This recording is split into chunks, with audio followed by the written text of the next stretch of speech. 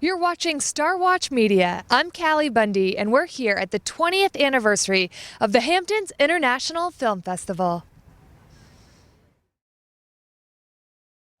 Hey, I'm Callie with Star Watch Media, and I'm here at the Hamptons International Film Festival, and I'm here with the director and the crew from Sinbin. Billy, how you doing? I'm very good, thank you. Awesome, Yeah. and I'm just going to have you guys introduce yourself in the role for the camera, please. Hi, I'm Michael Cedar. I play Brian. I'm Emily Meade. I play Susie.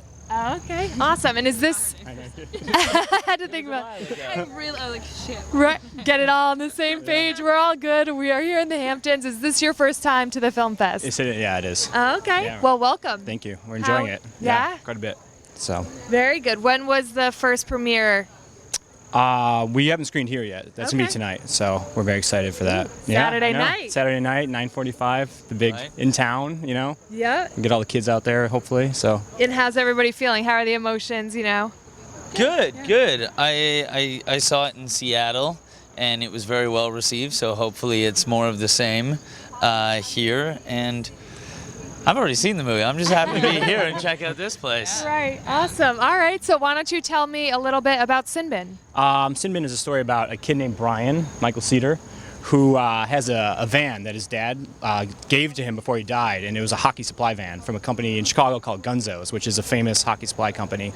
And Sinbin is basically the name of the penalty box in hockey. That's the nickname for it. So you do bad things, you get in trouble, you go to the sin bin. Well, Michael's character, Brian, he lets his friends use the van to have sex in it.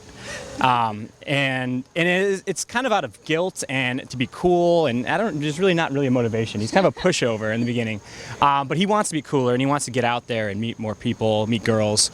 And so he finds the cool guy at school, Tony Cato, who's played by Bo Burnham, and Bo kind of takes him under his wing in exchange for use of the van.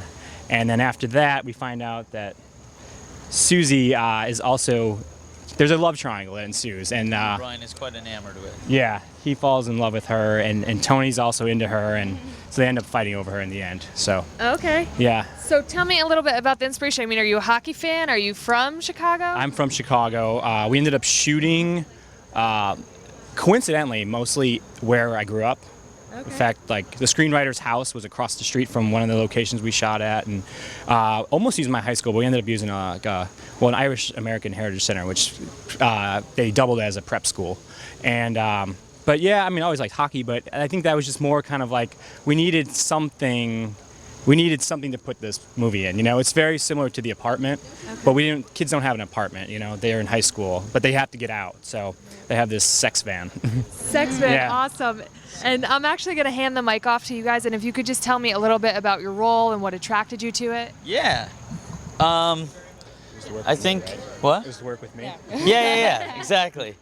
And I think I know some other people who were reading the script as well, and everybody just thought it was, I don't know, really smart and interesting. And Brian was really great because, you know, he kind of has his mother's not around, and his father's passed away, and his brother's absentee, his older brother, and he kind of has this whole thing of like trying to become a man and equating sex with becoming a man, and it kind of takes the journey of the film to realize that everyone else around him is having sex, and he thinks that's what gives them their masculinity, but he's running his own household and actually taking care of a lot of his friends, and you know, tries to help Susie, and I think it's him coming to realize that there's a lot more to being a man than just getting your rocks off. Right. And Yeah. now, and Billy was saying that your character is kind of a pushover. How are you? A little bit of a pushover in real life? I mean, how did you prepare? Me, yeah. Oh, I'm such a pushover. No, Brian and I are quite different. Yeah. Um, Very different. I Very different. I made a last-minute tape for the film, and they called and said, "We want you," and I was like, "Great." And then I walked into wardrobe and I saw the looks on all their faces, being like, "Who the hell that's not the kid in the audition tape." So I had to convince them on the day. I was like, "No, look, I'm the kid you saw." But no, it was so much fun. Nobody knew there was so much running in the script, and we had a really good time doing it. Cool. Emily? I mean, I feel I second everything you're saying. I like Susie because I feel like a lot of the time, especially in high school movies, the girl that, you know, she's supposed to be kind of the girl that is very likable and charming, and I feel like usually that character is like really perfectly charming and sexy and amazing, and although she's supposed to be appealing, she's kind of an awkward person in a lot of ways, which I certainly am. And she has some too. She has some problems that I don't think. She's having an affair, which might mean she's a little insecure and might need attention.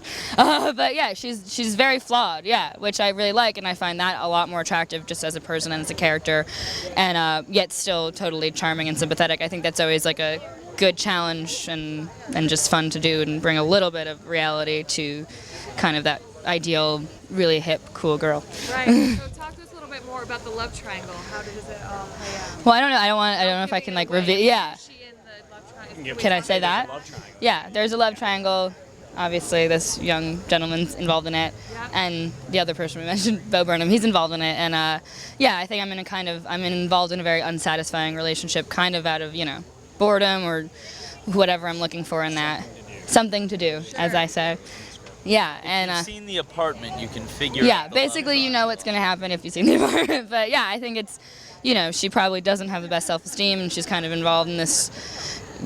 She's not being treated correctly, and then she meets somebody who's actually nice that she probably hadn't really noticed before now, but treats her in a way that maybe she should be treated. Sure. Yeah. Did you ever kind of play on any of your relationships in the past? Oh yeah. Love triangle, but I've been in multiple love triangles. It was so close to home. It was like I didn't even have to really think about it. The van part, no, I grew up in the city, so I'd never made out or had sex in a van, but besides that, I did all the other things. Yeah, benches or alleyway. We're really roughing it in the city. Yeah. Really urban. Awesome. So what do you really want? I mean, for the premiere, what do you really want the audience to come away with? Obviously it's success for all of you, but to be a success this weekend. I think it's just to realize it's much sweeter film than it sounds on paper. It sounds like a super bad or something like that, but it's not at all. It's more about family. We didn't even touch on the fact that there's a cop that lives next door to Michael's character, played by Tim Blake Nelson. Okay. And he's kind of like this guardian angel in a way, but a real rough version of it.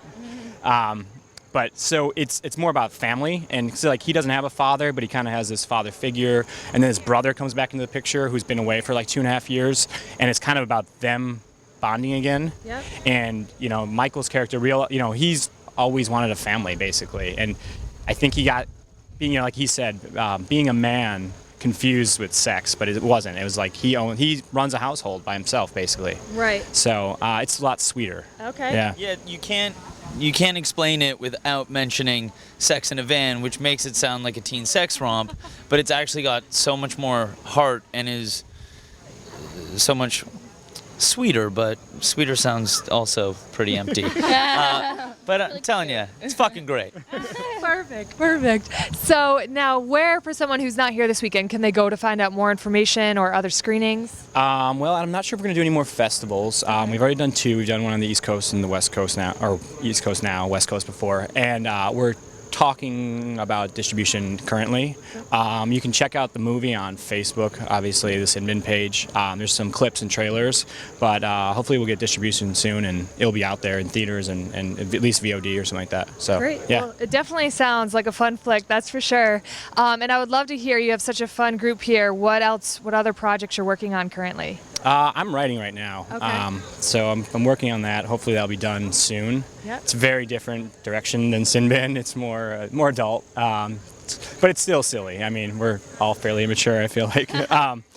But it's more about crime. It's a crime comedy, basically. So Sure. That's what I'm currently working on right now. Yep. And these guys are rising stars. I'm doing the second season of a show called Bomb Girls, which just started on Reels. It's like a World War II period piece about the munitions factories back then, which has been really exciting and fun and different for me, so it's been good, yeah. Okay, awesome.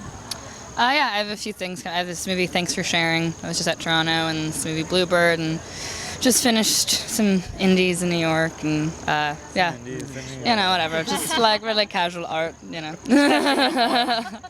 But yeah, so just that. Okay, awesome. Well, congratulations, guys. Thank you so much for your time, and best of luck tonight. Thank you so much. Appreciate it. bet. Thank you.